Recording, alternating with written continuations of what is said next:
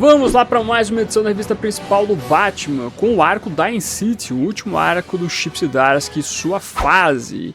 E ainda temos aqui tudo que envolve o momento um pouco mais comunista do Batman. Batman 155, além de contar com o roteiro do Zdarsky, tem os desenhos de George Fornes, cores por Tommy Morrow, letras por Clayton Collis, a editora associada é Jessica Burby e o editor é o Rob Levin. Hora aqui de fazermos então o nosso resuminho com spoilers. Importante sempre ressaltar aqui para você ler o quadrinho quando tiver oportunidade, porque somente lendo que você vai saber se realmente é bom. É importante esse destaque, né? Aqui o resumo é bem superficial, só para trazer o contexto para poder fazer a resenha que vem depois do resumo. Bora lá. A história começa com Bullock conversando com Gordon 13 semanas atrás, quando os dois trabalhavam juntos como detetives particulares. Gordon estava cansado de casos envolvendo golpes de seguradora ou casos de infidelidade, mas eis que Bullock lhe direciona um caso importante. A cliente era a senhora Nakano, esposa do prefeito. Ela estava desconfiada que seu marido poderia estar traindo ela, visto que cada vez mais ele estava se distanciando. Gordon estava lá para ajudá-lo com o ocorrido, mas ele não tinha encontrado nada que colocava o prefeito tendo caso com outra mulher. Mas ele ressalta que ela não estava sozinha para lidar com tudo aquilo. 8 semanas atrás, Gordon continuava a ajudar a senhora Nakano devido aos problemas envolvendo distanciamento com o marido dela, sendo um amigo a apoiá-la. Os dois acabam sendo abordados por alguns bandidos tentando raptar a moça, mas Gordon entra em ação para impedir. Ele consegue derrubá-los e evitar o pior. Os dois se sentem aliviados e íntimos, deixando as emoções vencerem e se beijando. 6 semanas atrás, vemos o prefeito Nakano descobrindo o caso de sua esposa com Gordon. Ao mesmo tempo que o casal discute o que poderia estar acontecendo na prefeitura, do porquê Nakano estar evitando Gordon com o seu pedido para voltar ao cargo de comissário. Ainda tinha o agravante que o Vandal Savage tinha sido colocado como o novo comissário da cidade. Koyuko sugere que os dois fossem embora de Gotham, para que começasse uma vida nova em Metrópolis. 3 noites atrás, vemos Gordon indo até a casa de Nakano. Lá ele não encontra o seu novo amor, mas sim o prefeito Nakano. Ele vê Gordon e destaca que Koyuko não estava lá mais. Ela havia fugido com o seu filho. Os dois entram em uma discussão sobre a senhora Nakano, de como ela não estava mais feliz com o prefeito, ao mesmo tempo de como ela era uma pessoa depressiva que precisava de ajuda, mas tudo isso leva os dois a entrarem em combate corporal. A luta leva a um momento delicado, até o ponto que James saca sua arma e aponta para o prefeito. Chegamos ao presente, onde Gordon é interrogado por Bullock. Todas as provas levavam ao fato que Gordon havia matado o prefeito.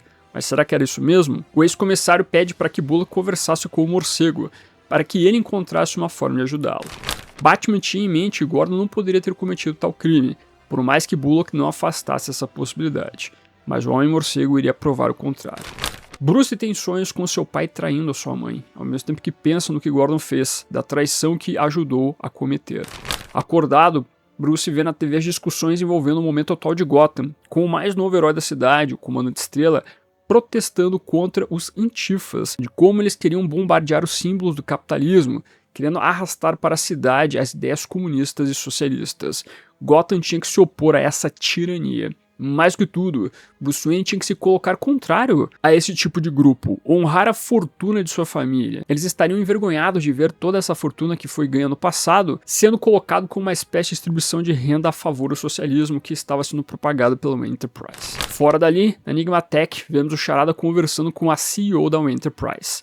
Com o novo prefeito da cidade, as coisas estavam se mexendo bem rápido. Talvez Enigma não precisasse mais fundir a sua empresa com a Wayne Enterprise, mas o vilão tinha novos planos.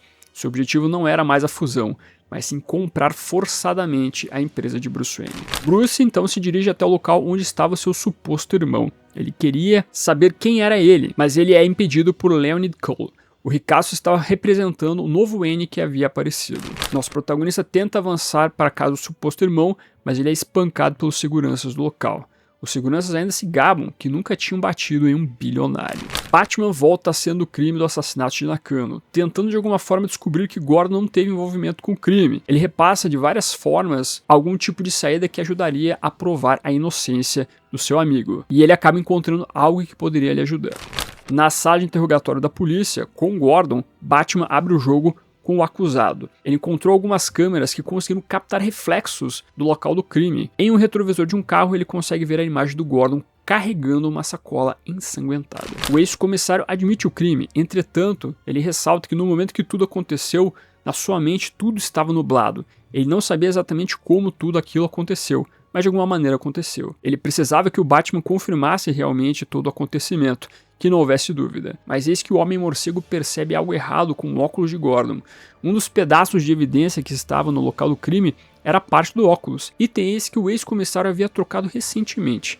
O alarme começa a tocar na delegacia. Savage sabia que o Batman estava lá.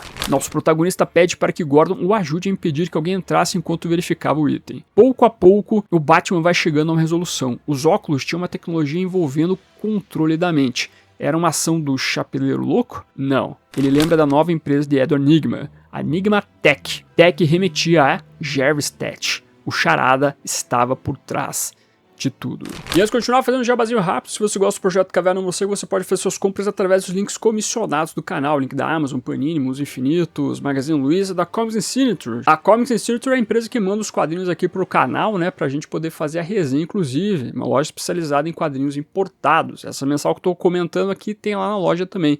Dá uma conferida lá, inclusive se você usar o cupom Caverna do Morcego tudo junto, você consegue 5% de desconto a mais, e geralmente as edições estão com desconto na loja. Não deixe de entrar nos grupos de descontos do canal, onde todo dia eu tô divulgando descontinho por lá, tanto no WhatsApp quanto no Telegram. Se você for fazer suas compras nessas lojas citadas ou em qualquer outra loja de qualquer tipo de produto, use nos links que estão aparecendo na sua tela, que dessa maneira você me ajuda a manter esse projeto de Batman ativo.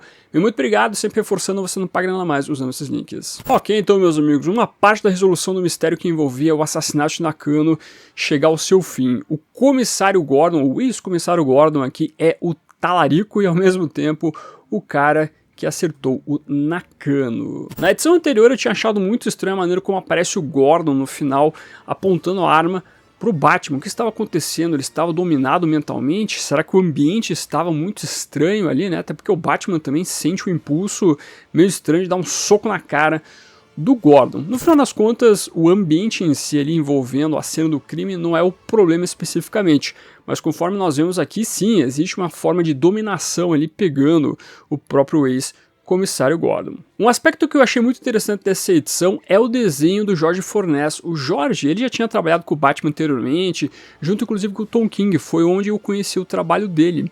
É interessante como ele traz um pouco das influências do Dave Mazzucchelli. Ele consegue seguir muito bem essa estética. E até no começo, quando a gente vê o quadrinho ali, você tem até alguns quadros que são diretamente inspirados em Batman 1. Aquela cena do Gordon sentado na beira da cama conversando com a esposa do prefeito ali, lembra muito aquele momento quando o Gordon está no pé da cama também, ali sentado, olhando para a arma dele, com a esposa dele, né, a primeira ex-esposa dele, deitada na cama grávida, né? Então você tem esse detalhe ali, onde conseguimos ver uma espécie de referência histórica ao Batman 1. Trazer aqui o Jorge Fornes para fazer tudo isso é uma boa sacada, porque realmente é uma trama que foca bastante no Gordon, e o Gordon é um dos protagonistas de Batman 1. A intenção dos Zdarsky era que esse último arco tivesse todos os desenhos do Jorge Jimenez, né, que foi o grande parceiro dele nessa fase com o Batman, um dos, né, porque teve também o Michael Hawthorne, que fez um trabalho bem legal com os Zdarsky.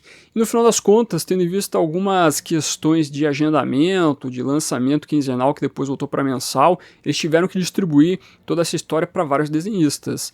E eu entendo que o Jorge Jimenez poderia ter feito um grande trabalho aqui, como ele sempre faz, mas eu vejo que você colocar aqui o Jorge Fornes para trabalhar com os Zdarsky nessa edição especificamente funcionou muito bem. Eu acho que funcionou mais do que se nós tivéssemos o Jorge Jimenez fazendo essa parte aqui da arte. Inclusive, quando você pega Batman 1, você tem um enredo que se parece um pouco com esse enredo aqui também de Batman Dying City. Você tem lá naquela trama original do Frank Miller e do Dave Mazzucchelli, o Gordon, né, traindo a sua esposa com a tenente Sarah Essen. A tenente? Acho que é a tenente, né? Acho que na verdade sua patente é um pouco abaixo, mas ele tem todo momento de traição, tem aquele momento na chuva que os dois se envolvem. E aqui você vai para um caminho parecido. O Gordon não está necessariamente traindo alguém, porque ele não tem uma esposa, mas ele está ali, então, ajudando, né, obviamente, a esposa do Nakano a trair o prefeito. Então você tem as coisas se entrelaçando aqui. O momento, inclusive, do beijo dos dois ali, durante essa trama, se dá na chuva e coisa nesse sentido, remetendo, né, também ao Batman 1. Então as coisas se casam muito bem aqui no que envolve o Gordon ser o talarico aí. No caso, em Batman 1 ele não foi talarico, mas aqui ele acabou talaricando o prefeito. É isso aí, meus amigos. O Gordon querendo arranjar sarna pra se coçar. Só pode ser, né? talvez ele poderia ter evitado problemas para sua vida aí com esse envolvimento com a esposa do Nakano. Enfim, é uma coisa a se pensar. E esse é o grande mote dessa edição especificamente, né? Toda a investigação do Batman envolvendo o acontecimento do Gordon na cena do crime. O que aconteceu, como é que ele chegou naquilo e coisas nesse sentido. É claro que você tem as outras tramas que fazem parte do arco como um todo, como por exemplo o Comandante Estrela lá sendo o grande super-herói de Gotham City no momento, o cara que sempre está torcendo pelo capitalismo, sendo o contrário aos antifas, né, que são os antifascistas, reclamando o comunismo e o socialismo, aquele discurso básico que a gente vê na nossa sociedade hoje em dia, né? O Zdarsky traz muito dessa discussão, que às vezes é uma discussão que eu sinto que ela é meio vazia, porque a galera fica jogando essas palavras ao vento, né? Capitalismo, comunismo, socialismo, e às vezes nem entra nos detalhes especificamente envolvendo esses modelos políticos aí, né? Fica mais pelo lance pejorativo do que necessariamente saber o que é comunismo, saber o que é socialismo e assim por diante. Mas essa história nada mais é do que reflexo da nossa história, né? Palavras sendo atuadas dessa maneira aí que às vezes pode parecer muito, mas muito vazio. Tem todo o lance envolvendo o fato de que o Bruce Wayne está incomodado com os socialistas, os comunistas doando parte da sua grana, não está honrando a sua família. É um repeteco do que tinha sido colocado anteriormente na edição 154, onde o Comandante Estrela chegava com o mesmo papinho aí, falando sobre algumas pessoas que estavam infiltradas nos grupos de protestos, né, fazendo mal para os grupos, trazendo uma imagem ruim para os grupos, queimando a imagem dos grupos que simplesmente querem protestar contra os comunistas e os socialistas, né. Eu quero ver como é que vai terminar todo esse plot envolvendo esse Comandante Estrela. Será que ele é o tal do irmão do Batman? E que a gente percebe também em outra parte da trama, que esse suposto irmão do Bruce Wayne é lorota, né? A gente vê lá aquele cara que é o líder da Corte das Corujas sendo a pessoa que está representando o irmão do Bruce Wayne. Pô, convenhamos, né? A gente já tá aqui nesse momento da história duvidando muito da existência realmente de um irmão pro Bruce. Essa parte é uma coisa que, se chegar no final da história e realmente for confirmada que nós temos um irmão pro Bruce Wayne, aí sim você vai ter a grande surpresa, mas do começo ao fim você já vê que essa aí é uma grandíssima lorota que está sendo plantada ao Bruce Wayne. Ficamos mais na curiosidade pela revelação de quem é o irmão e possivelmente você vai ter um entrelaçamento com o Comandante Estrela, né? Corte das Corujas deve ter implementado ali o que envolve o Comandante Estrela para fazer toda essa brincadeira. Quem sabe o Comandante Estrela pode ser também aí o antigo irmão, o suposto irmão também do Bruce Wayne, o Lincoln March. Quem sabe o Lincoln voltou aí e assumiu o manto de Comandante Estrela para tentar prejudicar a vida do Bruce Wayne em Gotham City. Tem essa grande possibilidade. Então eu diria que desses plots aí, tanto o plot do Comandante Estrela quanto do suposto irmão do Bruce Wayne são os momentos um pouco, entre aspas, mais fracos, né? Porque realmente às vezes parece uma coisa que é óbvia, ao mesmo tempo uma coisa um pouco mais jogada, que não se aprofunda muito nas discussões que são colocadas, né? Esse lance de simplesmente trazer palavras aí batidas envolvendo discussões e não se aprofundar acaba deixando a coisa um pouco rasa. É interessante você fazer a discussão colocada, inclusive do próprio Batman, ou melhor, o Bruce Wayne lidando com essa galera e as acusações. Mas como você não se aprofunda tanto aqui, fica uma coisa em passant, eu acho que acaba perdendo um pouco da força da discussão. Mas agora, o que eu tenho gostado bastante dessa edição é como o Zdarsky se aprofunda no Batman investigando toda a cena do crime, todo o assassinato do prefeito Nakano. Pô, é muito bacana ver, através do traço do Jorge Fornés, o Batman indo lá no apartamento, na casa do Nakano, vendo a cena do crime, começando o seu diário ali, né, investigando detalhe por detalhe, achando a câmera que pegou o reflexo lá do espelho do carro. Pô, isso é muito Batman e é um muito momento detetivesco do Homem-Morcego. É uma história que ela traz muito o que é o urbano do Batman, e o Zdarsky está sabendo fazer muito bem isso. E é engraçado, né? Esse arco de histórias, em tese, não era para existir, porque o Zdarsky terminou tudo que ele tinha feito com o Zur-En-Arrh, que é muito lance de continuidade das histórias de Grant Morrison, que pega elementos da Era de Prata. Em tese, era só para ter isso do Zdarsky, mas a DC pediu para ele fazer mais um arco, para eles se planejarem para trazer uma equipe que substituiria o Zdarsky naquele momento, né? Posteriormente, na verdade, que acabou sendo o Batman Silêncio 2 com o Jim Lee e o Jeff Loeb. Então, de certa forma, esse arco é um, enche linguiça, é só para ter alguma coisa a mais para o planejamento futuro. Mas no final das contas, está sendo um dos melhores trabalhos de Zdarsky com o Batman. Realmente ele está sabendo interpretar muito bem o personagem no lado investigativo do Batman, do lado detetivesco do personagem, pegando elementos que realmente são de histórias pé no chão do Homem-Morcego. Assassinato ali, discussão política aqui, um suposto mistério envolvendo o irmão. Tudo isso trabalha muito com uma história realmente voltada para o lado detetivesco do Batman, e eu tenho gostado bastante. Eu sinto que se esse arco tivesse sido desenhado totalmente pelo Jorge Fornes, teria sido melhor até, né? Porque o Jorge Menez, ele pega um lado muito mais de ação do Batman. E a revista principal do Batman é mais para ser de ação realmente, né? Nós tivemos o Carmine Giandomenico na edição anterior, ele também tem esse lado um pouco mais da ação. Agora o Jorge Fornes, ele tem realmente um traço que pende mais para uma história de mistério, que pega mais elementos de uma história que realmente lembra um pouco um lado um pouco mais no ar do Homem-Morcego. Então realmente essa trama toda com esse desenho aqui nessa edição 155 para mim foi a melhor. Até porque eu também acho o Jorge Fornes um grandíssimo desenhista. Realmente o cara faz um trabalho que eu acho muito, mas muito bom. Então, particularmente desse arco chamado Dying City, essa foi a melhor edição. A maneira como o Batman age, a maneira como a gente tem um personagem que faz as suas investigações, show de bola. Gostei bastante. Inclusive, todo aquele final do Batman percebendo os detalhes do óculos do comissário Gordon, ou do ex-comissário Gordon, vendo elementos que liga ao Chapeleiro Louco, mas na verdade tem relação com a Enigma Tech. Pô, uma sacada bacana também, né? Uma sacada que, assim, não digo que é algo mirabolante, né? De outro mundo, um plot twist gigantesco. Você imagina que o Charada vai ter alguma coisa envolvendo todos esses crimes. Mas como você liga uma coisa com a outra, e aí você pega, por exemplo, o começo da história, quando os quadros ali vão mostrando o Gordon apontando a arma, e o desenho junto com as cores vão dando foco no óculos. É legal quando você chega no momento final e você faz referência então a esse elemento. Uma boa sacada narrativa também. Então, eu estou curtindo esse arco final, meus amigos. Eu fico no aguardo da resolução total disso tudo.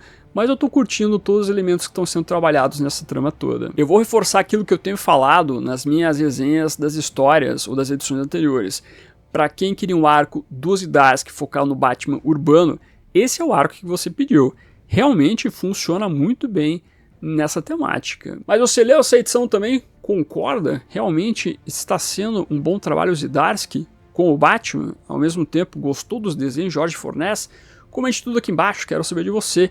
E todo dia tem vídeo aqui no canal, por isso vou dedicar 2 videozinhos para você assistir. Na verdade, como de praxe eu faço aqui, eu indico para você dar uma olhadinha na minha playlist da revista principal do Batman, com a resenha, inclusive, de toda a fase de Zdarsky. Além do mais, dá uma olhadinha aí nos lançamentos anunciados pela Panini para 2025, inclusive envolvendo o universo do morcego. Muita coisa boa vindo para esse próximo ano. Agradeço como sempre os membros do canal, o pessoal que está aparecendo aqui embaixo. Muito obrigado por ajudar a financiar esse projeto. Não esqueça de curtir esse vídeo e se inscreva no canal se você é novo ou nova, que é o melhor lugar para você ficar muito bem informado sobre o universo do Batman. E esse foi ficando por aqui.